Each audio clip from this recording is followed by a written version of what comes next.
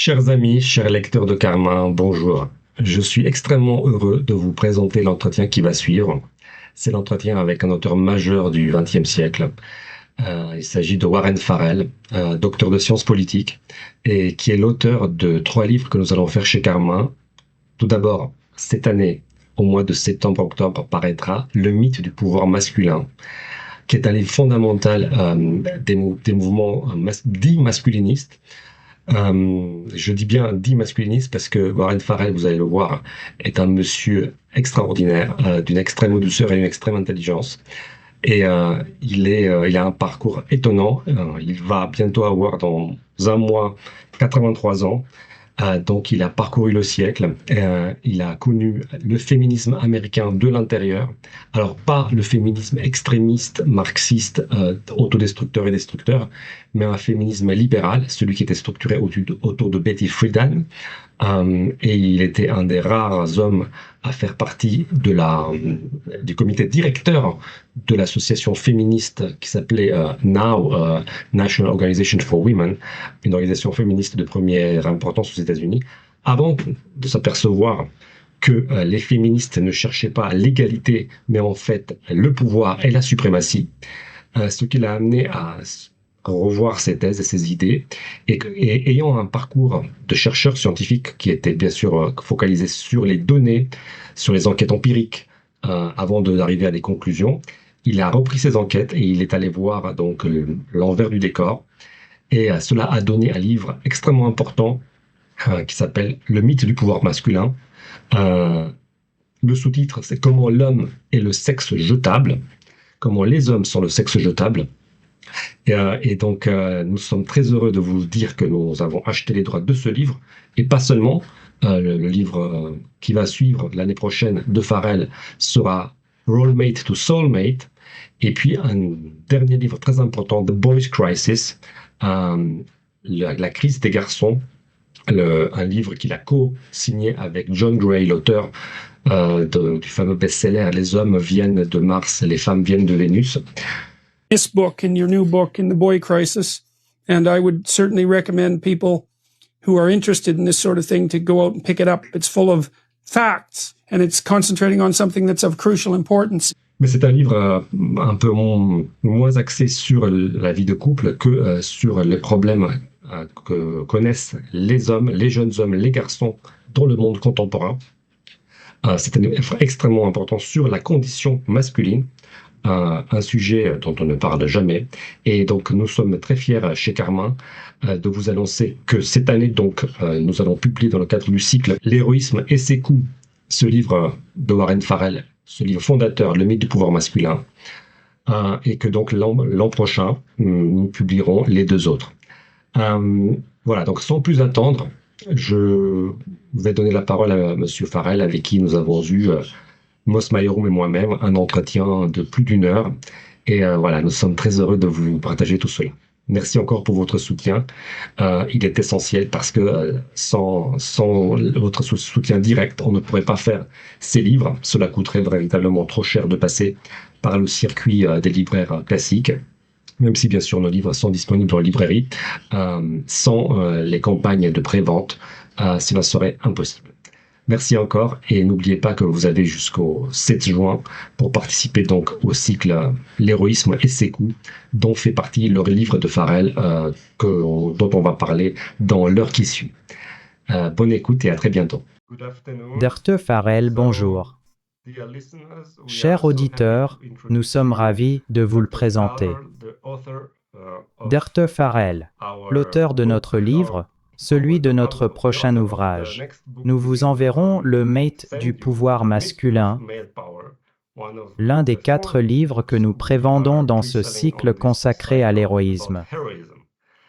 Dr Farrell, nous sommes enchantés d'avoir cette discussion avec vous aujourd'hui.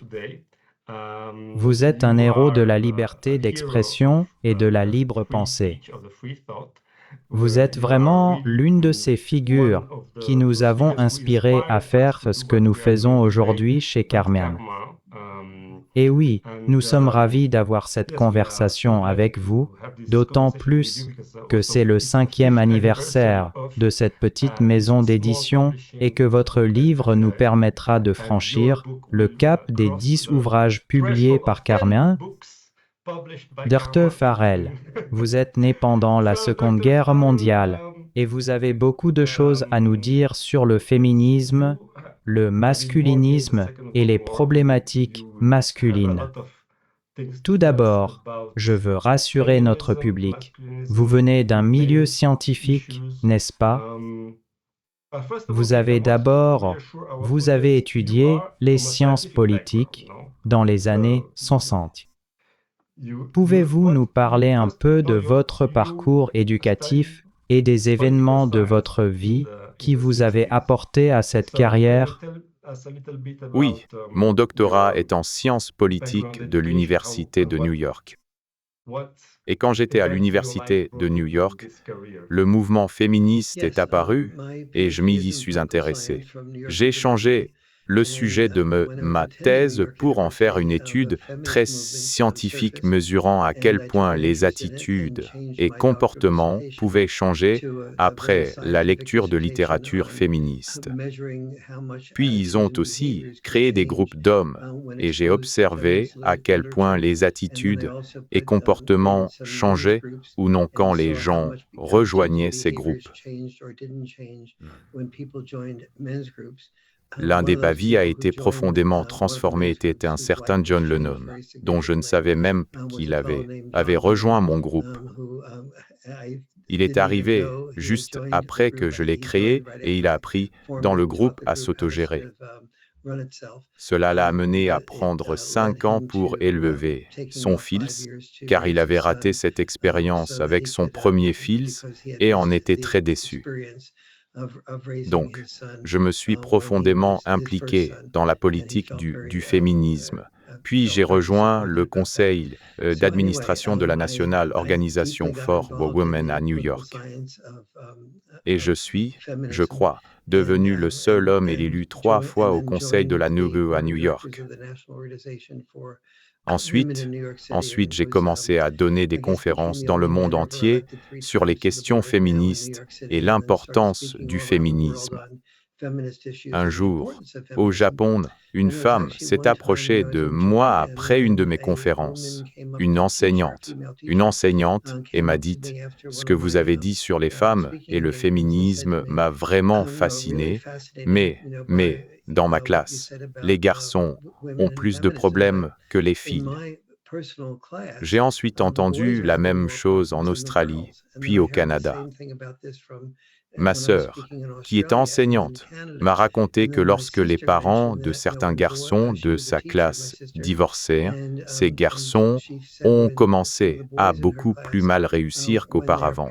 J'ai commencé à creuser la question. Le plus souvent, cela signifiait que le père avait quitté la maison et n'avait pas le droit d'être impliqué à parts égales dans l'éducation des enfants. Les garçons se sentaient perdus, sans gratification différée. Ils commençaient à très mal réussir à l'école. Tout cela s'est combiné pour faire partie de mon engagement initial avec le féminisme. J'étais un fervent partisan, et je le suis toujours, de tous les efforts pour autonomiser les femmes. Elles ont mon soutien à 100%. Malheureusement, le féminisme est passé de « je suis une femme, je suis forte » à « je suis une femme, j'ai été lésée et les hommes m'ont lésée. Je suis une victime. » Et je pense que le pouvoir de la victime peut être très efficace, car quand on accuse les hommes, les gens l'acceptent. Et cela donne plus de pouvoir politique. Mais cela ne donne pas plus de respect et n'autonomise pas vraiment les femmes. Pour que les femmes véritablement autonomes, il ne faut pas compter sur le pouvoir de la victime. Il faut compter sur son propre pouvoir et travailler avec les hommes plutôt que contre eux. Dans les années 60 et 70, si je me souviens bien, c'était la deuxième vague du féminisme, centrée principalement sur les droits à l'avortement, les dynamiques de pouvoir au sein du couple et l'intimité. Comment est-on passé de cela à des questions de dynamique de pouvoir en général, avec l'idée que les hommes ont opprimé les femmes pendant le siècle dernier? Il y avait deux courants au sein du mouvement féministe dès les débuts des États-Unis. L'un était représenté par le mystère féminine de Betty Friedan, qui a propulsé la deuxième vague du féminisme aux États-Unis, puis, finalement, dans le monde entier, et elle et moi étions presque d'accord sur tout. Je pense que la meilleure façon de comprendre Betty Friedan est à travers son second livre, publié en 1981, intitulé The Second Stage. Betty Friedan a clairement montré que les rôles des femmes étaient restreints, mais que ceux des hommes l'étaient également et confinés. Elle affirmait que le mouvement féministe ne serait pas réellement optimal si nous n'avions pas une deuxième étape consistant à libérer les hommes de leurs rôles restrictifs. D'un côté, il y avait donc Betty Friedan, et de l'autre, Gloria Steinem. Gloria était très axée sur le concept de patriarcat, affirmant que celui-ci contrôle le monde et les femmes, et tente particulièrement de contrôler la reproduction féminine en interdisant l'avortement et autres pratiques similaires. Le patriarcat était perçu comme un système conçu pour bénéficier aux hommes aux dépens des femmes, ce qui différait grandement de ma perspective et de celle de Betty Friedan. Cependant, la perspective de Gloria Steinem était beaucoup plus d'orientation marxiste, et le marxisme était très anti-famille. Je croyais que la famille était un instrument du patriarcat conçu pour opprimer les femmes et favoriser les hommes. Je ne voyais donc pas les choses ainsi du tout. Historiquement parlant, je considérais que le problème n'était pas le patriarcat, mais plutôt une question de survie. Ce qui contrôlait les deux sexes historiquement était l'ensemble des obligations et des responsabilités que chacun devait assumer pour survivre. Je me souviens, sur un plan plus personnel, lorsqu'un livre que j'écrivais au lycée a révélé mon talent d'auteur à mon père. Il m'a dit « Tu sais Warren, c'est très bien que tu sois un bon écrivain, mais seulement environ un auteur sur 100 parvient à être publié. Et si tu ne trouves pas d'éditeur, tu ne trouveras jamais d'épouse, car cela ne permet pas de payer les factures. Cela ne paie pas exactement les factures. Il est très agréable d'être artiste, écrivain ou acteur, mais ne permet même pas de vivre.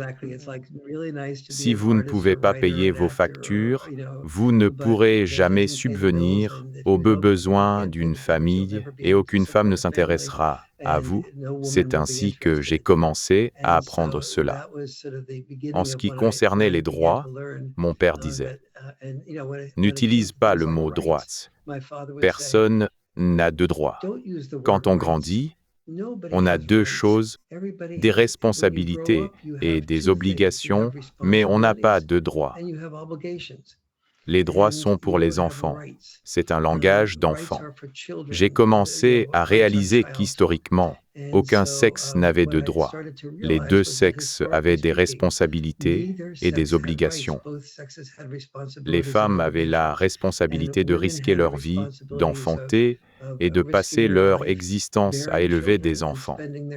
Les hommes risquaient leur vie à la guerre ou dans des métiers dangereux et passaient leur vie à gagner de l'argent. Si vous étiez un homme protecteur, attentionné, très sensible et doué avec les enfants, il n'y avait aucune opportunité pour vous. Personne ne disait « Tu es le genre d'homme qui est doué avec les enfants. Tu devrais avoir le droit de passer ta vie à élever des enfants à plein temps. Et une femme sera attirée par toi parce que tu seras un père à plein temps. » Les femmes n'étaient pas attirées par les pères au foyer, et les hommes n'attendaient pas que les femmes deviennent des PDG ou autres.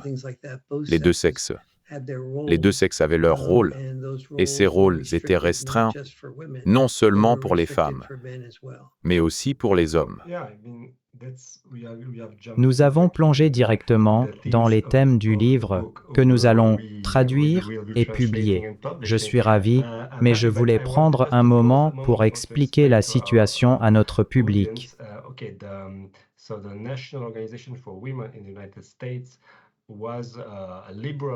La National Organization for Women aux États-Unis était une organisation libérale et non marxiste, luttant essentiellement pour l'égalité des droits. Nos auditeurs connaissent peut-être Betty Friedan, ou du moins sauront qui elle est. En France, nous avons traduit l'un de ses ouvrages, le premier, intitulé « La mystique féminine ».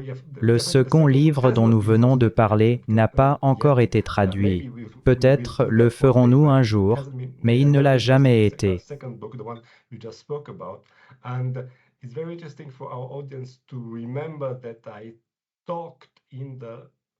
Il est très intéressant pour notre public de se rappeler que, dans la préface du dernier livre que nous avons publié, Le désir sexuel de Roger Scruton, j'ai évoqué cette rencontre célèbre entre Friedan et de Beauvoir en 1975.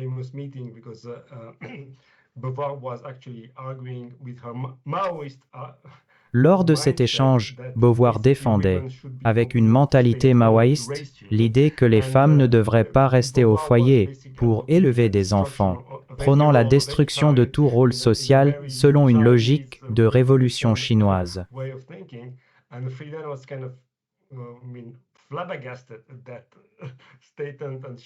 Friedan en fut stupéfaite et est retournée aux États-Unis profondément ébranlée par cette rencontre. Pourtant, en France, ce courant de pensée est devenu la caractéristique principale d'un certain féminisme destructeur.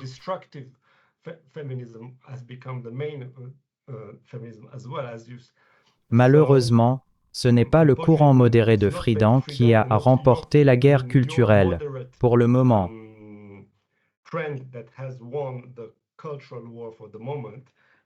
Pour situer le contexte, avec Friedan, sachez que le Dr. Farrell faisait partie du conseil d'administration de la National Organization for Women.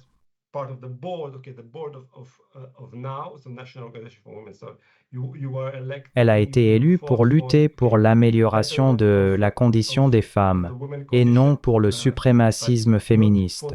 Elle a fini par réaliser qu'il ne s'agissait plus d'égalité, mais d'une simple quête de pouvoir toujours plus grande.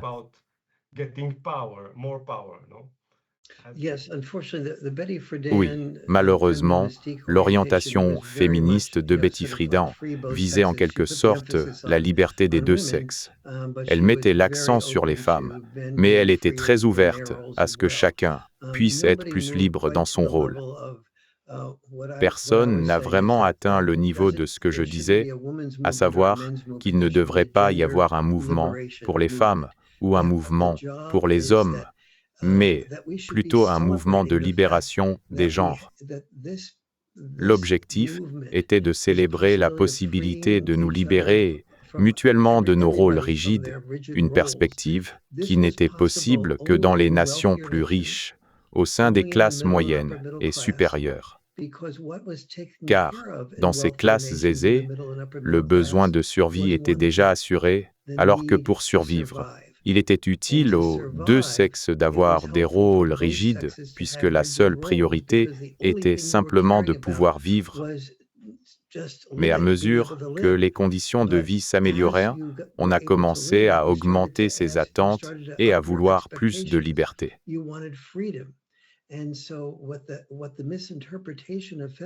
Ainsi, l'interprétation erronée du féminisme était que seul le sexe féminin était empêché d'être libre, alors qu'en fait, aucun des deux sexes n'était libre.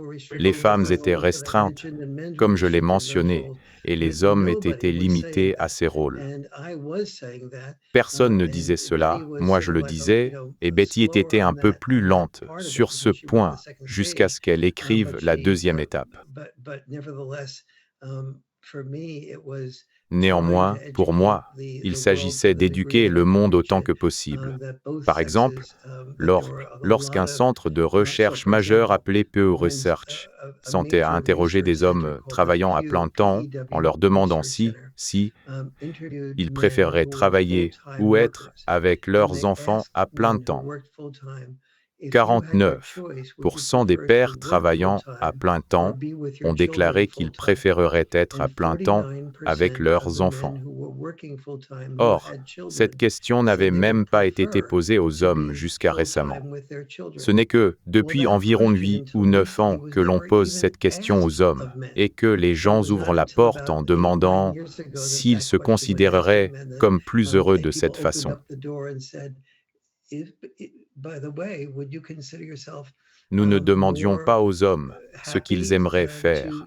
Nous demandions seulement aux femmes ce qu'elles aimaient faire, en affirmant que les hommes les empêchaient de le faire, comme pour devenir PDG ou briser le plafond de verre. Mais, en même temps, personne ne demandait aux hommes ce qu'ils souhaitaient accomplir. Et à ce jour, alors que de nombreuses femmes gagnent plus que les hommes aux États-Unis et dans beaucoup d'autres pays industrialisés, ces femmes manifestent toujours très peu d'intérêt pour le mariage avec des hommes qui gagnent moins qu'elles.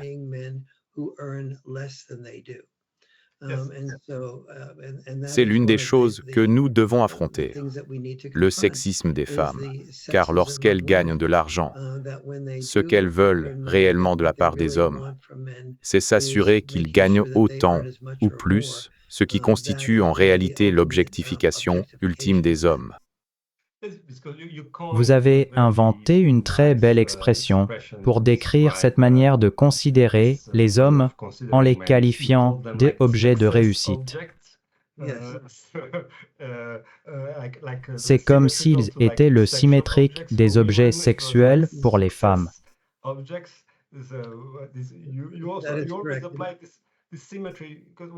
Vous instaurez également cette symétrie car, depuis les années 60, l'exercice principal de vos ateliers repose sur une forme d'inversion des genres.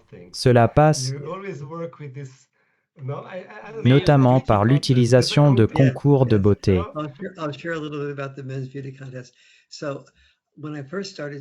Oui, je vais vous parler un peu du concours de beauté masculin. Quand j'ai commencé, après avoir été élu au conseil, je travaillais à New York et on m'envoyait partout dans le monde pour parler de questions féministes.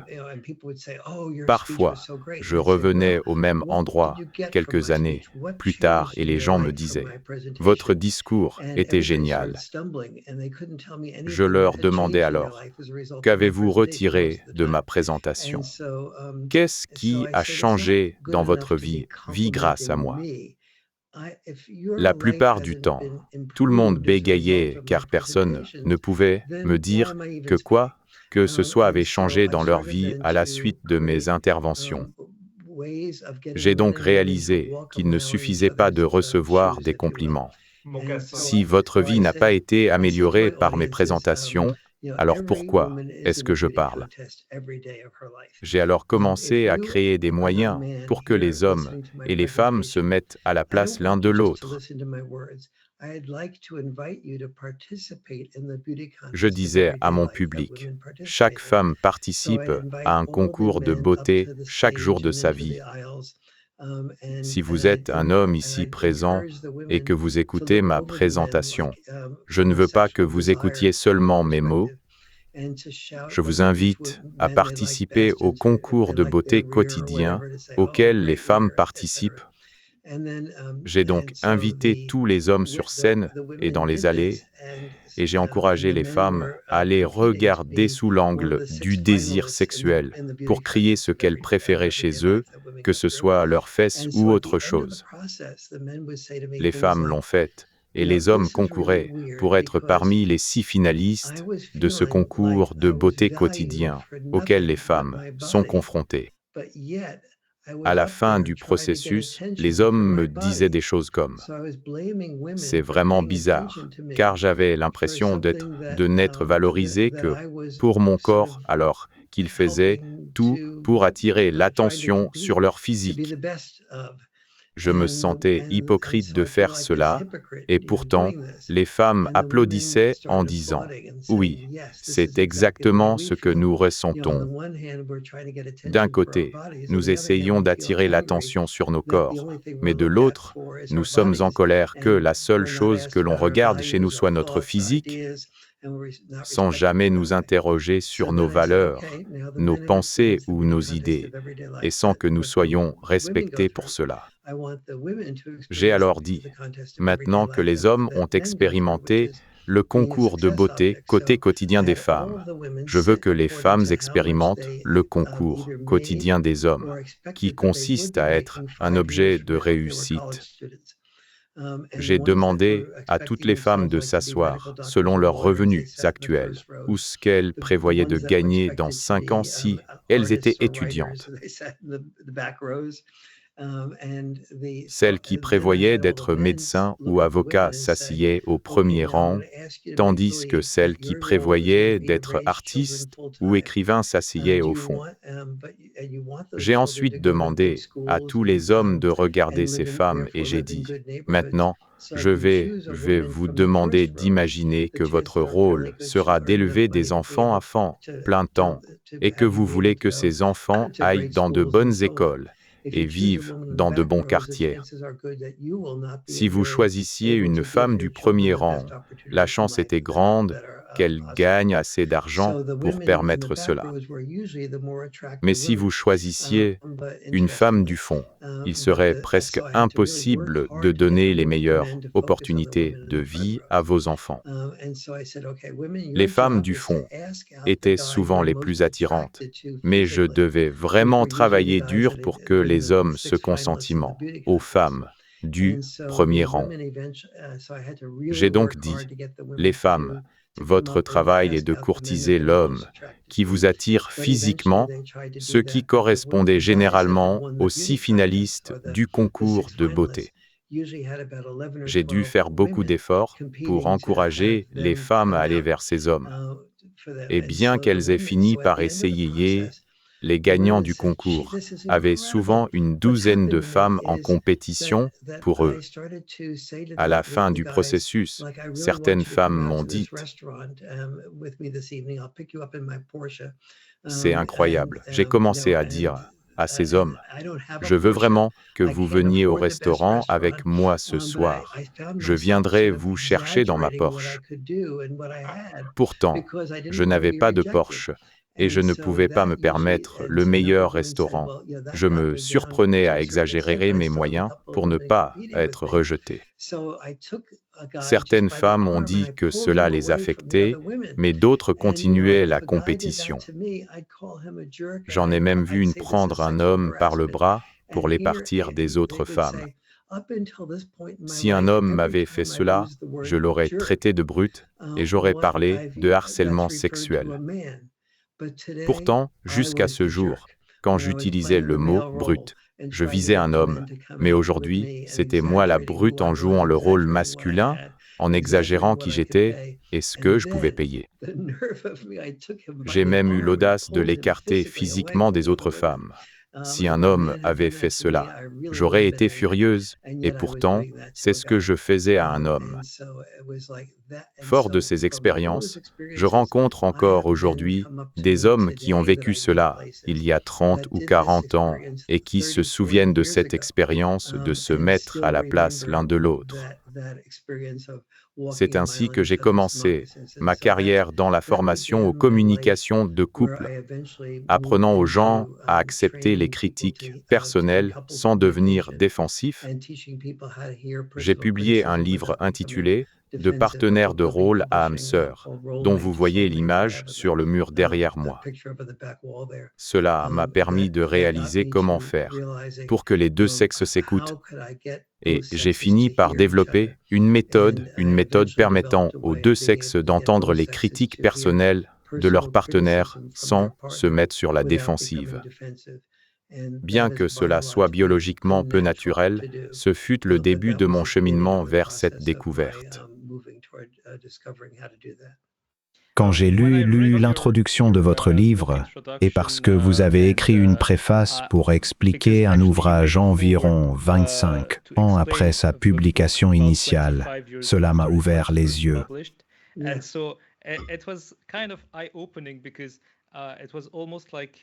C'était presque comme retrouver vos souvenirs de cette époque, au début des années 90, en constatant à quel point beaucoup de choses ont changé 25 ans plus tard.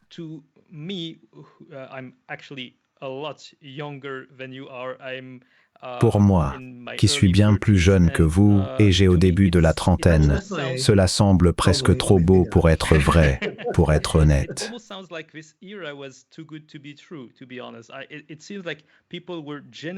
Il semble que les gens étaient sincèrement intéressés par la perspective de l'autre genre et par une compréhension mutuelle de ce que c'était d'être un homme ou une femme.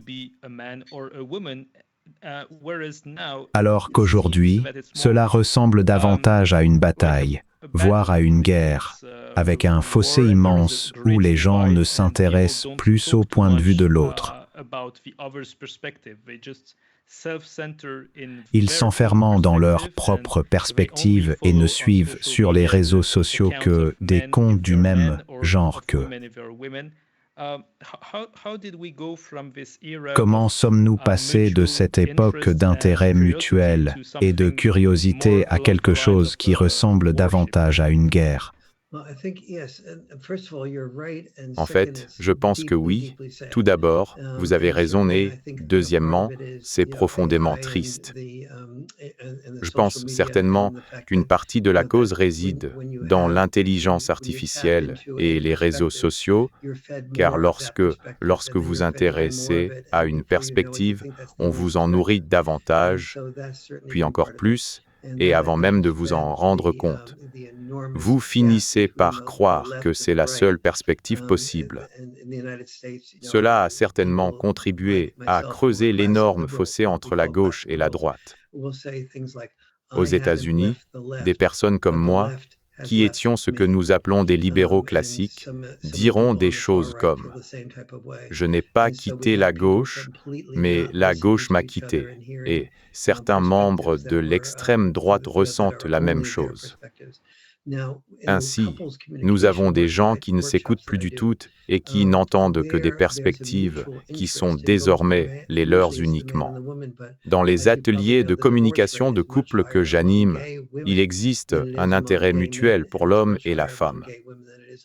Cependant, comme vous le savez probablement, le taux de divorce est bien plus élevé chez les femmes lesbiennes que chez les hommes gays, et il est également beaucoup plus élevé chez les femmes lesbiennes que chez les hétérosexuels. Il en va de même pour la violence. Si je me souviens bien, la violence domestique est légèrement plus élevée chez les femmes lesbiennes que chez les hétérosexuels.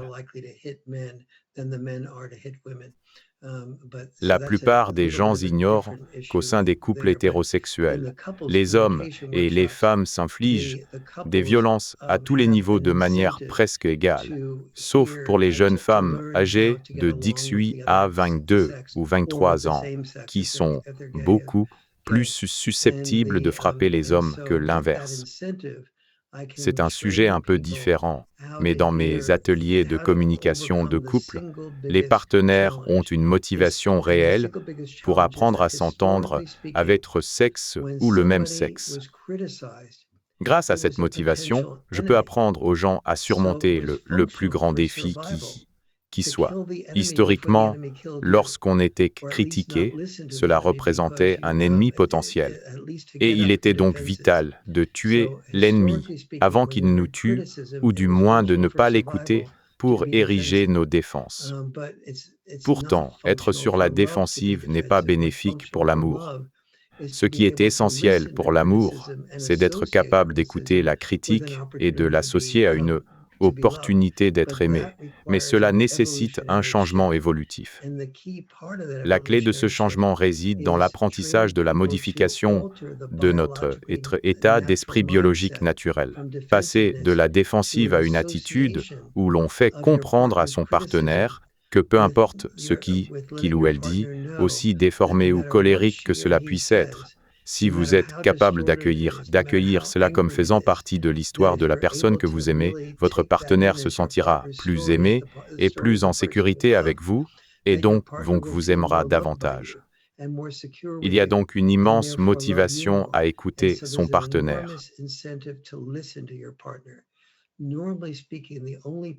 Traditionnellement, les seules entités qui nous écoutaient étaient Dieu, et les gens tombaient amoureux de Dieu parce qu'ils se sentaient écoutés. Aujourd'hui, c'est votre agent d'intelligence artificielle qui vous écoute, et les gens tombent amoureux de leur robot. Mais le dénominateur commun est ce besoin immense que nous avons, en tant qu'êtres humains, d'être entendus d'une manière qui reflète notre propre façon de nous exprimer. Si nous pouvons progresser dans cette direction, cela aura plus de chances de sauver l'humanité de l'autodestruction que n'importe quelle autre chose.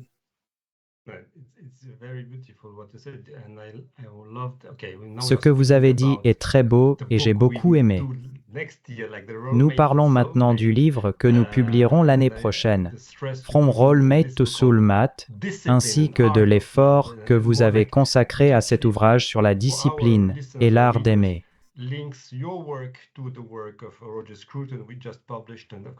Pour nos auditeurs et lecteurs, cela relie votre travail à celui de Roger Scruton que nous venons de publier. L'idée est bien sûr que l'amour n'est pas quelque chose qui survient de manière passive, mais qu'il doit être guidé intelligemment et avec volonté vers un bénéfice mutuel.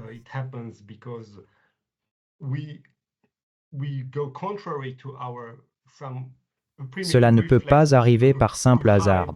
Cela arrive parce que nous allons à l'encontre de certains de nos réflexes primitifs, comme se cacher, contre-attaquer ou protéger le noyau de notre estime de soi.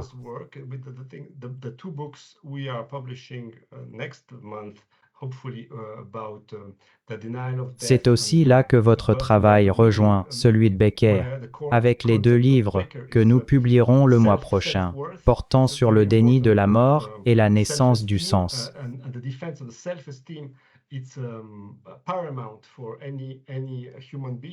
Le concept central chez Becker est l'estime de soi.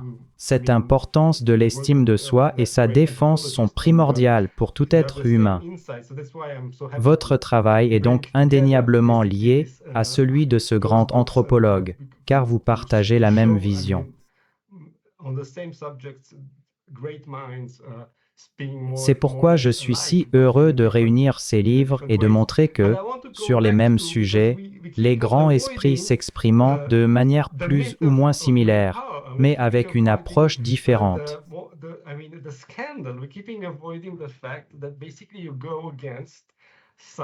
Cependant, je veux revenir sur un point, car nous évitons sans cesse le mythe du pouvoir et le scandale de certains préjugés actuels.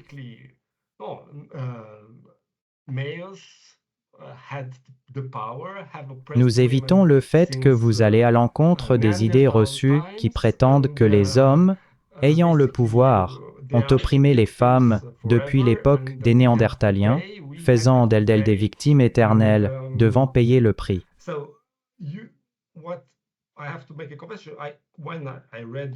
Pour ma part, quand j'ai lu votre livre, après une relation très compliquée, comme vous l'avez dit, j'ai eu un déclic. Votre ouvrage a été crucial pour moi afin de comprendre ma situation, car je n'étais pas un très bon objet sexuel.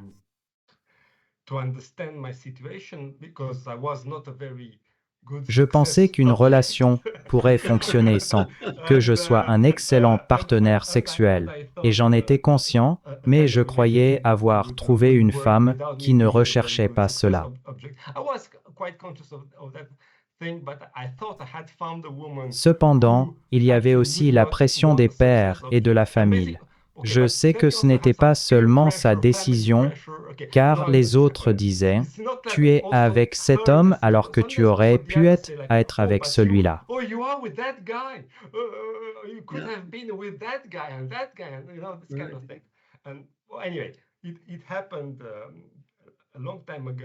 Enfin, cela appartient au passé, et cela a fait de moi ce que je suis aujourd'hui, donc je suis plutôt content que ce soit arrivé. Mais sur le moment, cela fait mal. On dit que la vérité vous rendra libre, mais d'abord, elle vous met en colère. Et c'est ce que j'ai vécu.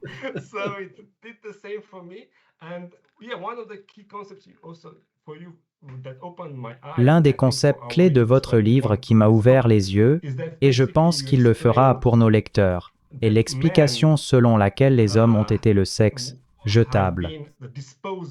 Pourriez-vous approfondir ce point? Oui, si vous y réfléchissez, les hommes ont été entraînés à être ce que j'appelle le sexe sacrifiable de deux manières. La première est qu'ils sont ceux qui sont mobilisés pour la guerre et perdent la vie au combat. Aux États-Unis comme en France, nous parlerions aujourd'hui allemand sous une orientation de type hitlérienne si les hommes n'étaient pas prêts à mourir pour protéger le pays, les femmes, les enfants et tous ceux qui grandissent aujourd'hui. Il y a quelques jours, nous avons célébré le Memorial Day aux États-Unis pour honorer la mémoire des hommes qui ont fait cela. La seconde manière concerne les métiers dangereux. 93% des emplois à risque sont occupés par des hommes. Pensez à la maison dans laquelle vous vivez en ce moment même pour écouter ceci. Elle a probablement été construite avec du bois. Et les bûcherons sont parmi les professionnels les plus exposés aux accidents mortels. Ces bûcherons sont presque tous des hommes qui abattent les arbres. Puis ce bois est transporté par des routiers longue distance à travers le pays vers un chantier de construction. Le transport routier longue distance figure également parmi les métiers les plus dangereux qui existent. Ces camions de 80 000 livres ne s'arrêtent pas très facilement, causent souvent des accidents et des décès, surtout lorsqu'il faut conduire de nuit ou dans le brouillard. Ainsi, le bois qui compose votre maison est fourni par des personnes prêtes à risquer leur vie pour gagner de quoi bâtir le foyer où vous résidez actuellement. Quant aux ouvriers du bâtiment qui ont construit cette maison aux États-Unis, un travailleur meurt toutes les 8 heures sur son lieu de travail et beaucoup d'autres sont blessés en tombant d'échelles ou de toits, ne pouvant plus jamais travailler. Ce sont donc des gens qui risquent leur vie, ce qui fait partie de cette condition de sexe sacrifiable. Si vous utilisez l'électricité chez vous ou si vous regardez vos dents, sachez que l'électricité et les composants de vos soins dentaires sont produits par des mineurs. Les mineurs meurent également à des taux très élevés, et ce sont presque exclusivement des hommes.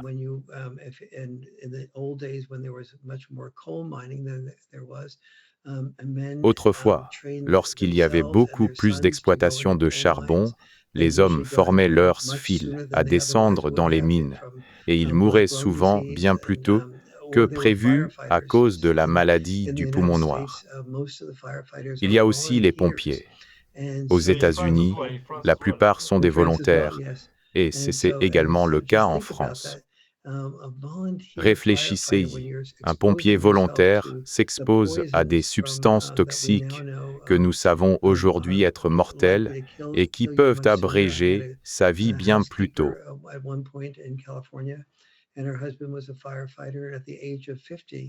J'ai eu une gouvernante en Californie dont le mari était pompier. À l'âge de 50 ans, il est décédé des suites des maladies causées par l'exposition aux toxines des incendies.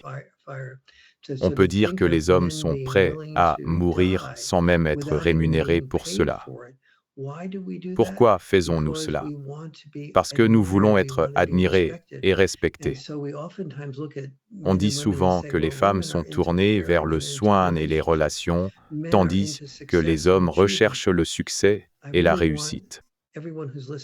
Je veux vraiment que tous ceux qui m'écoutent entendent ceci.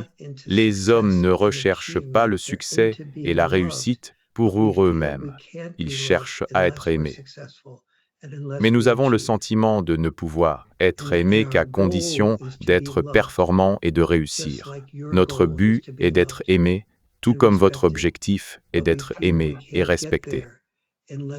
Cependant, nous pensons que nous ne pouvons y parvenir qu'en prenant ces risques, comme celui du pompier volontaire, en acceptant de travailler dans les mines ou comme bûcheron, ou en partant à la guerre. Cela crée une immense complexité chez l'être humain sur laquelle je serais ravi d'approfondir si vous le souhaitez. Pour apporter quelques données de France afin que notre public ne pense pas qu'il s'agit uniquement d'un problème américain. Sachez que cela nous concerne également car, selon les chiffres officiels, environ 1300 personnes meurent pendant leur service au travail et, parmi elles, environ 95% sont des hommes en France. C'est juste un point de comparaison, car c'est environ 10 fois plus que le nombre de femmes tuées par leur mari.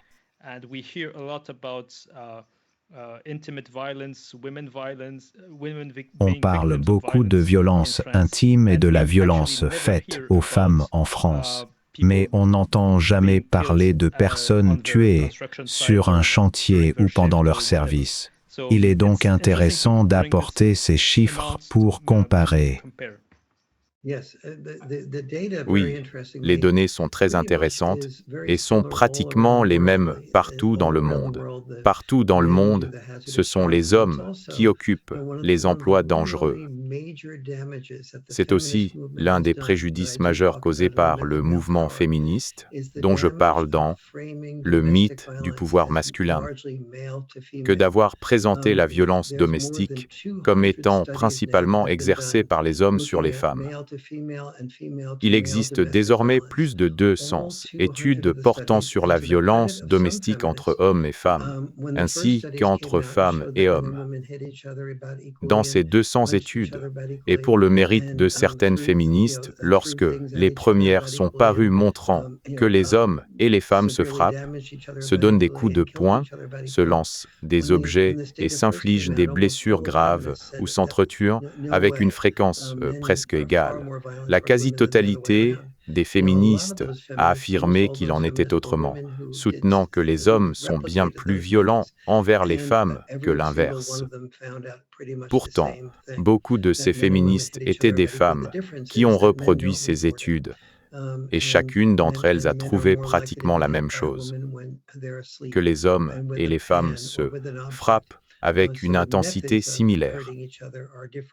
La différence est que les hommes ne le signalent pas et qu'ils sont plus susceptibles d'être frappés par une femme pendant leur sommeil, à l'aide d'une poêle ou d'un objet. Ainsi, si les méthodes pour se blesser mutuellement diffèrent, les niveaux de violence et le nombre de victimes sont très similaires. L'importance de cette information réside dans le fait qu'une fois que l'on sait que les deux sexes se frappent et sont victimes de l'autre de manière presque égale, la méthode actuelle, qui consiste à proposer des refuges pour femmes supervisées par des féministes conseillant aux femmes de ne jamais retourner vers leur agresseur car un agresseur reste un agresseur, s'avère problématique puisque la plupart des femmes retournent vers le partenaire qui les a maltraitées parce qu'elles l'aiment aussi, ce qui aurait pu remplacer cela. Si nous avions compris que la violence domestique est équivalente des deux côtés, serait d'apprendre aux deux sexes comment s'écouter mutuellement. Avez-vous déjà entendu parler de quelqu'un qui, se sentant écouté, aurait ensuite giflé ou frappé la personne qui l'écoutait? Ce que nous aurions fait de bien meilleur en tant que féministes aurait été d'enseigner à chaque personne dans la relation comment s'écouter d'une manière qui permet une expression totale et garantit que celui qui parle soit entendu. Car les personnes qui se sentent écoutées ne giflent, ne frappent, ni ne donnent jamais de poing à celui qui les écoute. Ainsi, nous avons créé un problème majeur et perpétué la violence domestique envers les femmes comme envers les hommes en ne comprenant pas qu'il s'agit d'un processus bidirectionnel. La solution n'est pas d'empêcher le couple de se retrouver, mais d'apprendre à souple comment s'écouter.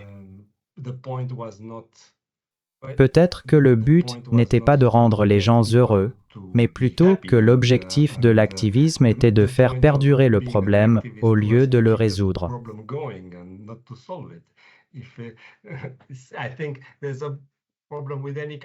Si je pense qu'il y a un problème avec certains types d'activisme aujourd'hui, c'est que si le problème est résolu, ils perdent leur raison d'être, créant ainsi une sorte de mécanisme perverti qui les maintient en activité.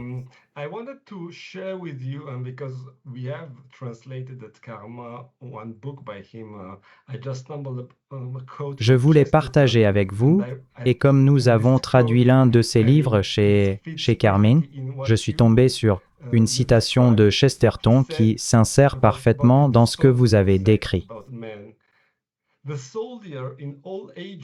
Il disait, à propos de cet homme jetable, que le soldat a toujours été considéré comme un homme faisant face à une opposition si extraordinaire que sa gloire particulière l'entoure, car il doit endurer cela par un besoin désespéré du bien commun.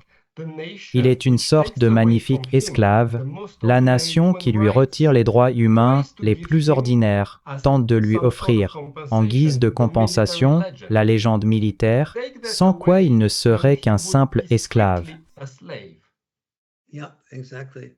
Oui, exactement. Le processus même d'être un homme consistait à être jetable, ce qui revenait fondamentalement à être un esclave, et c'est encore vrai aujourd'hui, de manière beaucoup plus subtile. Nous avons tous entendu des expressions comme « si maman n'est pas heureuse, personne ne peut l'être » ou « femme heureuse, vie heureuse ». Je me souviens qu'une fois, lors d'une fête, j'ai dit « femme heureuse, vie heureuse » et tous les heureuses, et tous les hommes présents ont levé les yeux au ciel en confirmant, tandis que les femmes m'ont répondu « quel homme intelligent !»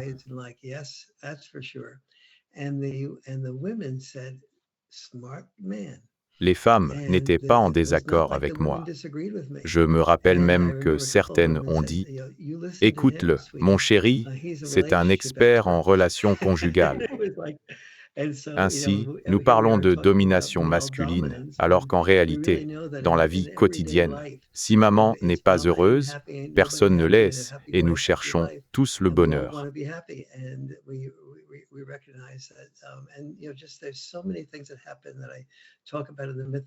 C'est ce que nous reconnaissons tous, et il y a tant d'exemples que j'aborde dans mon ouvrage sur le mythe du pouvoir masculin concernant ces questions.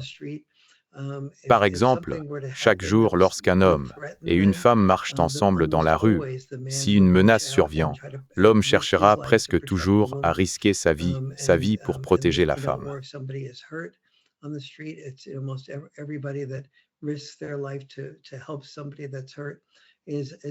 De même, si quelqu'un est blessé dans la rue, presque tout le monde prend des risques pour venir en aide, particulièrement en tant qu'homme.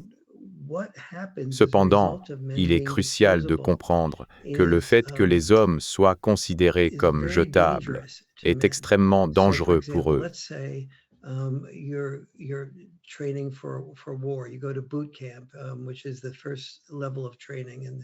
Par exemple, imaginez que vous soyez en entraînement militaire et que vous suiviez une formation de base.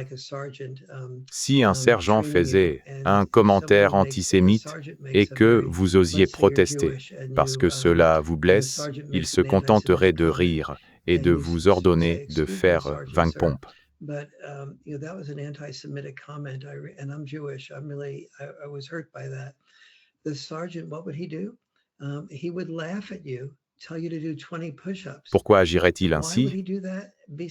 Parce qu'on ne peut pas se permettre de fragilité, car votre rôle dans cet entraînement est d'être un rouage de la machine de guerre.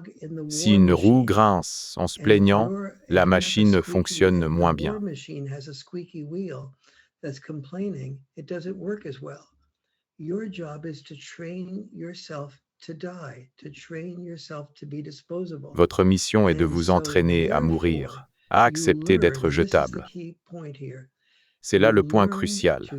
Vous apprenez à garder vos sentiments pour vous car ils ne comptent pas.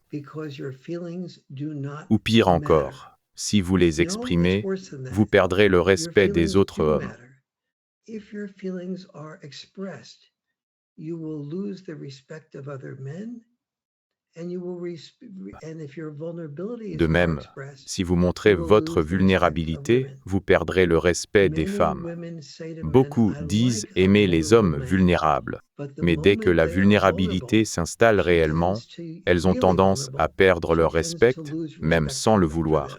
Car cela est profondément ancré dans notre biologie. L'idée de privilège ou de pouvoir masculin est donc erronée.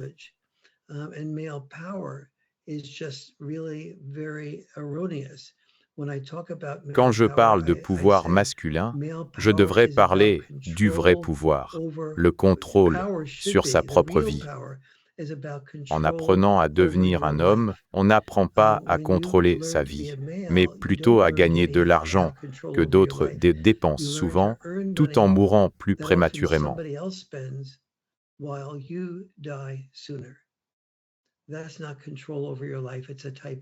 Ce n'est pas du contrôle, c'est une forme d'esclavage face au besoin de subvenir à ses besoins.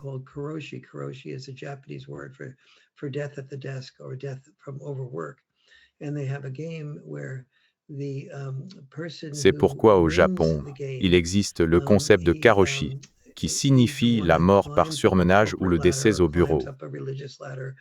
Dans certains jeux, celui qui atteint le sommet de l'échelle sociale ou politique finit par se suicider, car le processus pour atteindre le sommet exige que l'on sacrifie sa propre vie.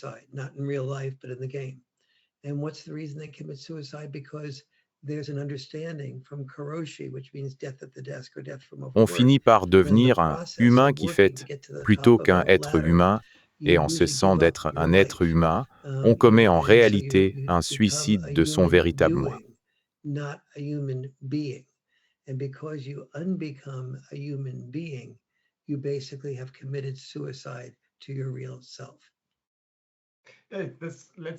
Very much linked for our audience is very much linked to what you just said with the analysis of Becker analysis in both birth and death of meaning and denial of death, because actually the denial of death is actually what you described, is that the difference between a social role which is imposed upon a male and his individuality, which with all the potential he has basically to dissimulate or to repress in order just to fit in some kind of role that would.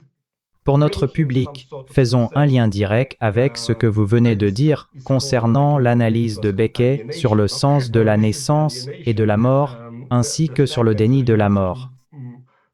En fait, le déni de la mort correspond précisément à ce que vous avez décrit, cette différence entre un rôle social imposé à l'homme et son individualité qui, malgré tout son potentiel, doit fondamentalement se dissimuler ou se réprimer pour s'intégrer dans un certain type de rôle censé lui apporter une forme de succès.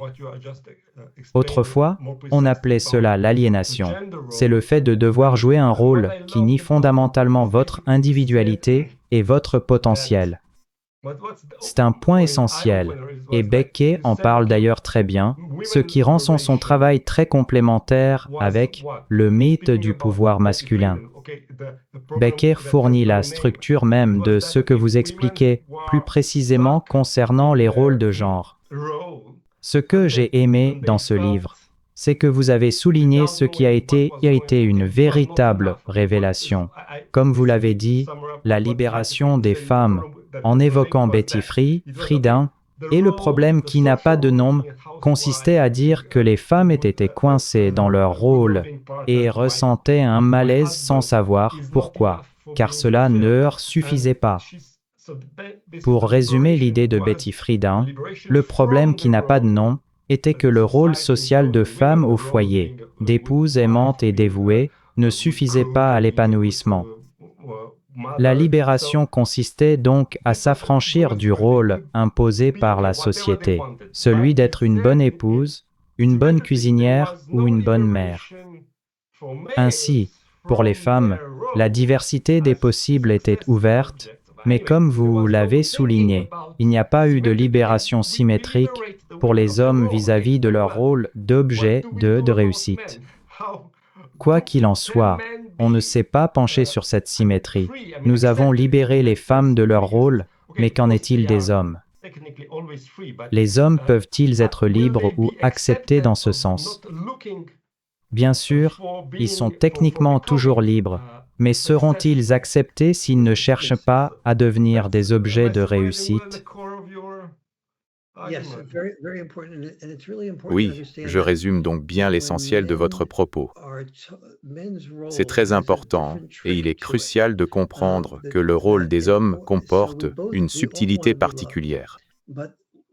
Nous voulons tous être aimés, mais vouloir être un héros et refouler ses sentiments signifie que l'on est fondamentalement impossible à aimer, car les gens ont besoin d'entendre vos vrais sentiments pour vous aimer réellement. Autrement, ils n'aiment que l'argent que vous produisez. Il existe donc, pour les hommes, une tension entre l'intelligence héroïque et l'intelligence saine. Pour être émotionnellement sain, il faut pouvoir s'ouvrir, être vulnérable, attentionné et aimant, mais pour être un héros, il ne faut être aucune de ces choses.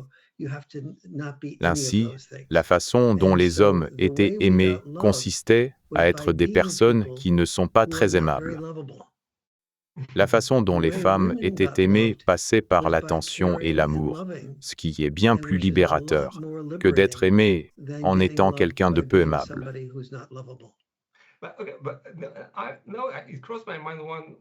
Mais bon, quelque chose me traverse l'esprit. Tu sais, ce sujet qui est parfois discuté dans la sphère masculine, qu'en est-il de l'hybristophilie?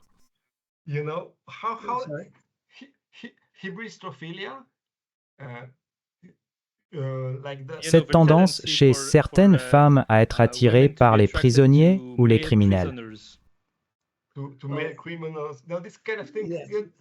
Par exemple, pour l'homme qui a commis une fusillade il y a 15 ans, il peut recevoir environ 600 ou 700 lettres d'amour par an en prison.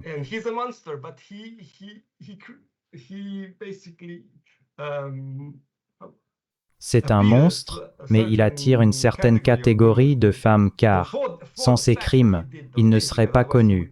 Alors, comment cela s'inscrit-il dans tout cela?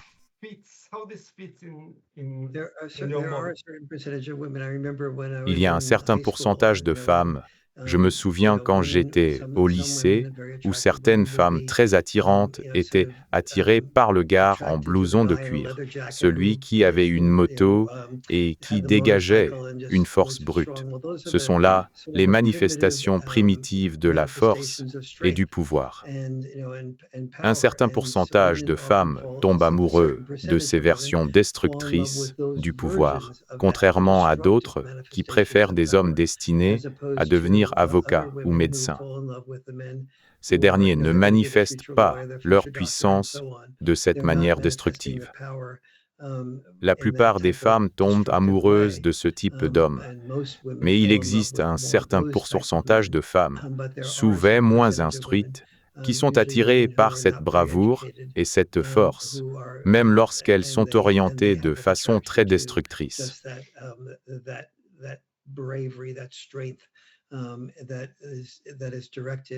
Si je peux ajouter quelque chose, je pense que le succès peut être défini de bien des manières, selon votre perspective, sur ce qui est important chez un homme.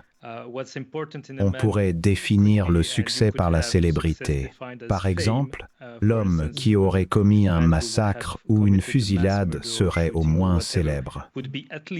On pourrait aussi définir le succès par la richesse, comme nous en avons longuement discuté, ou par la force physique, ce qui explique pourquoi certaines femmes sont attirées par les athlètes ou les sportifs.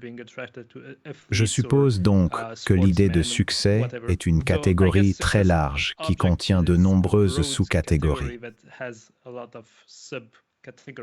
Oui, et vous savez, si un homme est un tueur en série, qu'il est prêt à tuer des gens et qu'il est en prison pour cela, il y a de fortes chances qu'il tue quelqu'un pour vous protéger. Ce sont là certaines des dimensions primitives de tout cela. Heureusement, la plupart des femmes ne sont pas attirées par les tueurs en série, mais il en existe un certain pourcentage qui le sont. D'accord.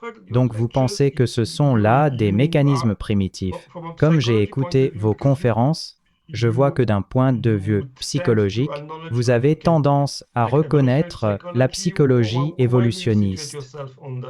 Comment vous situez-vous parmi les différentes écoles de psychologie à laquelle appartenez-vous? Je ne peux pas vraiment affirmer cela car mon doctorat n'est pas en psychologie, ce qui m'a évité de m'enfermer dans un seul aspect de cette discipline. J'ai simplement pu trouver comment créer ce changement évolutif, passant d'une attitude défensive avec son partenaire à une véritable capacité d'écoute et de reconnaissance mutuelle, un processus complet que je détaille dans mon livre de Compagnon à âme sœur. Si j'ai pu accomplir cela, c'est en partie parce que je ne me suis pas enfermé dans un type de psychologie spécifique. J'ai simplement pu constater qu'il y avait un problème dans l'incapacité des gens à s'écouter, et j'ai cherché à créer un système que j'appelle le projet Prendre soin et partager, afin de changer cela pour que nous puissions tous nous entendre. Par exemple, concernant l'ouvrage Le mythe du pouvoir masculin, lorsque j'ai rencontré la femme qui est aujourd'hui mon épouse il y a environ 32 ans, ce livre venait tout juste de paraître. Avant notre premier rendez-vous, je lui ai demandé de le lire car si elle ressentait une réelle colère à son égard, il aurait mieux valu que nous ne commencions pas notre relation. Je conseille d'ailleurs souvent aux hommes qui me disent fréquenter des femmes très féministes ou hostiles aux hommes de leur proposer la lecture de ce même ouvrage. Je ne leur demande pas d'être d'accord avec tout, mais simplement de l'écouter. Je leur suggère ensuite de lire le livre qu'elles souhaitent leur faire découvrir afin d'engager un véritable dialogue et d'écouter mutuellement vos perspectives respectives sur le sujet. Il est donc crucial de poser ces bases avant de s'engager, car ma femme est une femme extrêmement attirante, et il aurait été très facile pour moi de ne pas lui demander de lire ce livre et de me lancer dans la relation sans m'en soucier, en remettant cela à plus tard. Heureusement, elle l'a lu et a su l'apprécier, et son attrait pour moi est resté intact à ses yeux. Reading that book didn't make her unattractive. Ne vous dépréciez pas, vous êtes un véritable héros.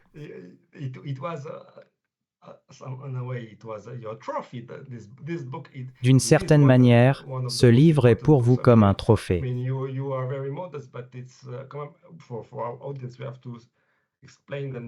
Ce livre est l'un des ouvrages les plus importants et, bien que vous fassiez preuve de beaucoup de modestie, nous devons expliquer à notre public qu'il peut véritablement changer une vie.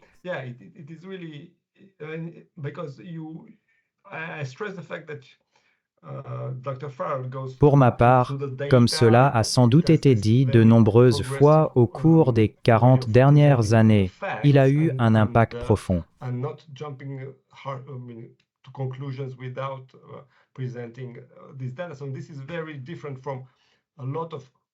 Je tiens à souligner la manière dont le Dr Farrell analyse les données en présentant les faits de façon progressive, sans tirer de conclusions hâtives, sans présenter de preuves préalables.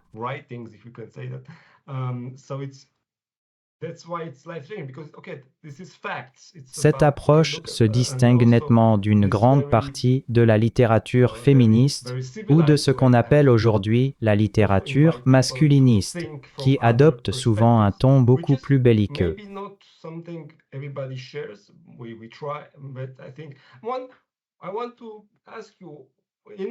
C'est précisément pour cela que ce livre est transformateur, car il s'appuie sur des faits et utilise une méthode très civilisée qui invite le lecteur à envisager d'autres perspectives, même si tout le monde ne les partage pas.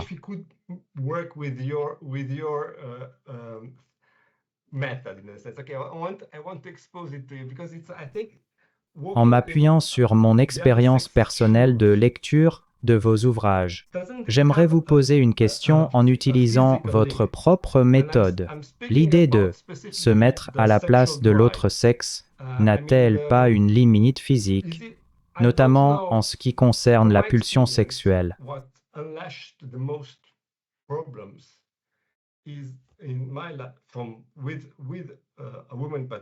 Dans ma propre vie, l'un des plus grands problèmes que j'ai rencontrés avec une femme, en particulier, était son incapacité à se mettre à la place d'un homme du point de vue de la libido.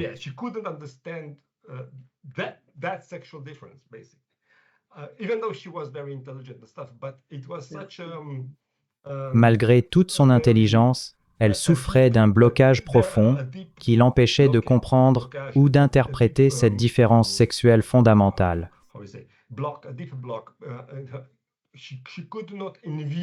Pour dire les choses simplement, les hommes ont une pulsion sexuelle plus forte que les femmes, et ce n'est pas un cas isolé, mais plutôt une source de tension fréquente pour beaucoup d'hommes avec leur partenaire féminine.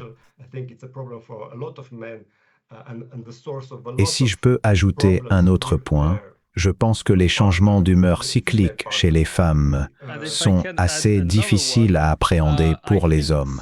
Bien que je puisse le comprendre intellectuellement, je n'ai aucune idée de la manière dont cela se manifeste concrètement dans la réalité. Je crois d'ailleurs que cela rend beaucoup d'hommes complètement fous, car ils entendent une chose, peut-être 3 jours plus tard. Cette même chose est totalement inversée, les obligeant à tout réapprendre. Ils ne parviennent pas à comprendre pourquoi ce qui était accepté il y a 3 jours devient soudainement un sujet de discorde, car il semble y avoir là quelque chose que les hommes ne pourront jamais vraiment saisir pleinement.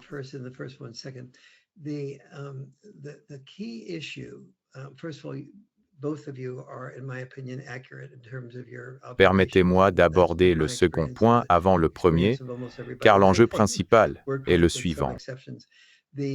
Tout d'abord, je pense que vos deux observations sont exactes. Cela a été mon expérience, ainsi que celle de presque toutes les personnes avec qui je travaille, à quelques exceptions près. Le plus important pour un homme face au changement cyclique d'une femme est simplement de l'écouter à chaque fois, sans supposer qu'ils doivent intervenir pour corriger ce dont elle se plaint. Le défi pour les hommes est de comprendre que la solution réside dans l'écoute et non dans la réparation. Nous sommes conditionnés à penser que si une femme saigne, nous devons immédiatement appliquer un pansement pour résoudre le problème. Pourtant, les femmes ne veulent pas que leurs problèmes soient résolus par des conseils.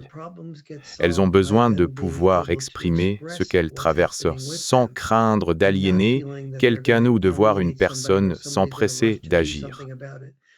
La véritable solution consiste simplement à être présent pendant qu'elle partage son expérience, sans chercher à imposer un remède ou un pansement artificiel. Lorsque j'en parle aux femmes, j'explique que lorsqu'un homme tente d'appliquer ce fameux pansement, il le fait selon sa propre perspective. S'il voit que vous saignez, il considère qu'un manque de soins serait une trahison de son amour et il agit parce qu'il vous aime. Mais du point de vue des hommes, je leur dis que le véritable pansement est une oreille attentive consistant à être là pour elle pendant ses plaintes, même si celle-ci semble contredire ce qu'elle a dit une heure ou un mois auparavant.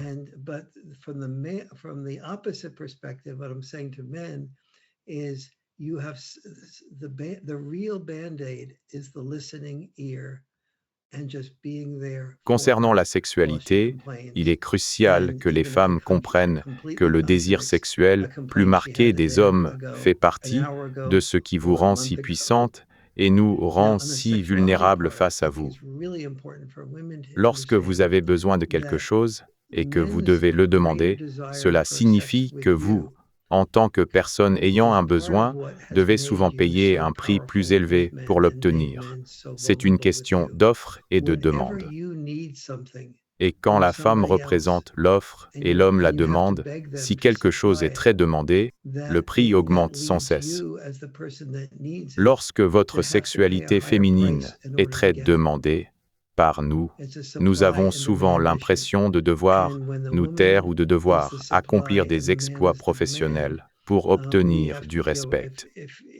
Parfois, une promotion au travail apporte ce respect, mais une seule nuit d'intimité peut ensuite se retourner contre nous le lendemain, car la gestion de ce respect et de nos responsabilités devient complexe.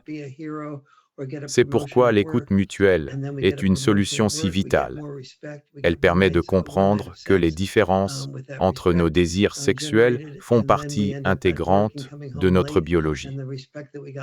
Cela fait partie de notre nature, car un homme pourrait avoir des rapports avec 50 femmes différentes, alors que une femme doit prendre le temps de porter l'enfant pour assurer la survie de la culture.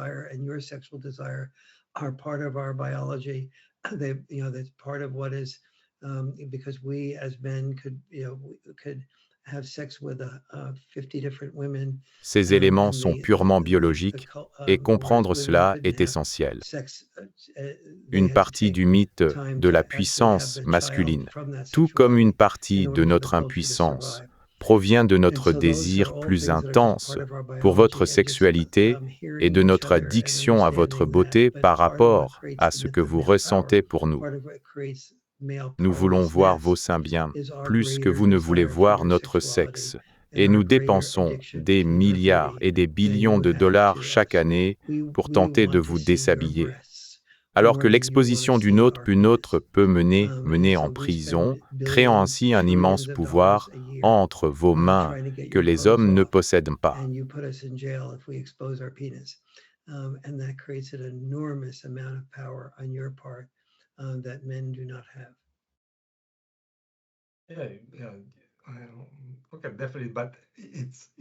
Oui, ce que vous expliquez est tout à fait rationnel. Cependant, le véritable problème survient lorsque la situation devient irrationnelle. En parlant des différents types de jalousie, je suis certain que vous avez déjà rencontré dans votre pratique ce profil de personne jalouse. Pas le type typique, heureusement, qui ne peut absolument pas supporter l'idée qu'elle ne soit l'unique objet du désir. Même si cette personne est capable d'accepter la situation sur un plan intellectuel, il lui est viscéralement impossible d'en accepter la vérité. On peut comprendre théoriquement vos explications, mais au plus profond de soi, l'individu cherche désespérément à être le seul et unique objet du désir possible.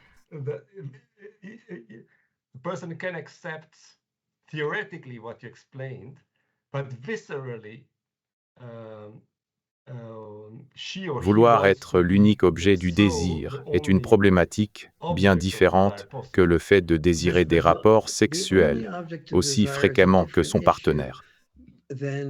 Il existe un écart assez considérable entre le désir sexuel des hommes pour leurs épouses ou compagnes et celui des femmes. Et aucun des deux sexes ne se sent vraiment à l'aise avec cette disparité. Lorsqu'un homme commet une infidélité, la femme est généralement extrêmement affectée, même si elle prive son partenaire de rapports sexuels la majeure partie du temps. Si l'homme tentait d'argumenter de manière rationnelle en disant « Si tu veux avoir des rapports avec moi, tu es mon premier choix. Mais si tu n'es pas disposé à cela, laisse-moi aller voir ailleurs. » La femme ne répondrait pas que cela lui semble juste. En réalité, les deux sexes ont tendance à être assez jaloux de l'infidélité de leur partenaire, à moins qu'ils ne soient engagés dans une relation polyamoureuse assumée, ce qui relève d'un tout autre sujet. En tant qu'expert ayant analysé la dynamique des couples au cours des 40 à 50 dernières années, avez-vous remarqué un changement récent marqué par le passage massif de la fréquentation traditionnelle et de la cour classique aux rencontres en ligne et aux applications? Ce nouveau mode de fonctionnement semble avoir considérablement accéléré le rythme des relations, allant de la toute première rencontre jusqu'au rapport sexuel. Certes, lorsque j'ai grandi, les rapports sexuels étaient pratiquement réservés au mariage et il existe aujourd'hui un écart immense entre cette époque et les attentes de la société actuelle. Il y a également une disparité homme-femme très marquée par l'émergence de plateformes comme OnlyFans, où certaines femmes peuvent gagner plus d'1 million de dollars par an simplement en se déshabillant et en pratiquant le teasing, sans même avoir besoin d'être touchés. La pornographie conditionne souvent les hommes à rechercher des rapports avec des objets purement visuels, et l'addiction à ce contenu réduit presque systématiquement la capacité à avoir une relation sexuelle satisfaisante avec une femme réelle. Les algorithmes de ces plateformes sont extrêmement puissants et addictifs. Dès que vous commencez à réagir à un certain type de contenu, l'algorithme le détecte et vous en propose de plus en plus. À force, on finit par ne plus trouver de satisfaction dans les rapports avec un être humain réel qui ne répond pas exactement à chaque désir comme sur un écran, ce qui peut mener à des troubles de l'érection et à une incapacité totale d'avoir des rapports. Ces nouveaux phénomènes illustrent parfaitement le mythe de la puissance masculine, car si certaines femmes peuvent gagner plus d'1 million de dollars par an en se dénudant sans contact physique, les hommes ne peuvent absolument pas faire de même. Comme je l'ai mentionné précédemment, lorsque nous exposons notre corps ou notre sexe, c'est généralement une situation pour laquelle nous devons payer afin d'éviter des ennuis, contrairement aux femmes qui sont rémunérées pour cela. Tout cela fait indéniablement partie de ce mythe de la puissance masculine, mais je dois m'arrêter ici car je n'ai pas encore eu le temps de déjeuner. Oui, nous aussi nous sommes à court d'énergie, nous sommes littéralement en manque de glucose. C'était une conversation absolument passionnante. Merci beaucoup, Dr. Farrell. J'espère sincèrement que nous pourrons avoir une autre discussion très bientôt et nous pourrons même l'organiser officiellement. Nous parlerons d'abord de la traduction de votre ouvrage, Le mythe de la puissance masculine, puis l'année prochaine, nous proposerons à notre public la toute nouvelle traduction de Front Roll Made to Sulmat. Nous espérons le sortir en même temps que The Boy Crazy, un livre essentiel que vous avez écrit avec John Gray, l'auteur de Les hommes viennent de Mars, les femmes de Vénus. Dans cet ouvrage, vous abordez la problématique de la paternité et les conséquences dramatiques pour le bien-être des garçons élevés sans leur père. C'est un immense honneur pour nous d'avoir le privilège de traduire ces œuvres en français et je suis certain que nous aurons d'autres occasions d'approfondir tous ces sujets. Merci encore beaucoup. Avant de conclure cet entretien, auriez-vous un dernier message à transmettre aux lecteurs français? Je n'ai qu'à dire que je voue un immense amour à la France et tout particulièrement à Paris. Lorsque j'avais 14 ou 15 ans, je travaillais comme apprenti matelot sur la Seine, juste en face des bateaux-mouches. J'ai donc développé une véritable affinité avec votre pays et j'ai vraiment hâte de revenir pour venir promouvoir personnellement les ouvrages que vous publiez vers la fin de l'année prochaine. Merci beaucoup, Dr. Farrell. C'était un vrai plaisir, merci à vous. Thank you very much.